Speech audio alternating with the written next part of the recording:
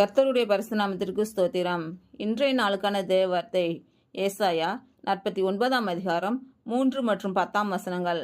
அவர் என்னை நோக்கி, நீ என் தாசன் இஸ்ரவேலே, நான் உன்னில் மகிமைப்படுவேன் என்றார். அவர்கள் பசியாய் இருப்பதும் இல்லை, தாகமாய் இருப்பதும் இல்லை, உஷ்ணமாகிலும் வெயிலாகிலும் அவர்கள் மேல் படுவதும் இல்லை. அவர்களுக்கு இறங்குகிறவர் அவர்களை நடத்தி அவர்களை நீர் ஊற்றுகளிடத்திற்கு கொண்டு போய் விடுவார். இன்று பிறந்த நாள் மற்றும் திருமண நாள் காணும் அனைவருக்கும் இயேசு கிறிஸ்துவின் நாமத்தினாலே வாழ்த்துக்கள்.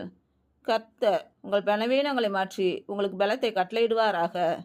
கர்த்தர் உங்களையும் உங்கள் பிள்ளைகளையும் உங்கள் பிள்ளைகளின் பிள்ளைகளையும் ஆசீர்வதிப்பாராக. கர்த்தர் உங்களோடு இருந்து உங்கள் பணிகளையும் பயணங்களையும் ஆசீர்வதிப்பாராக. ஆமேன்.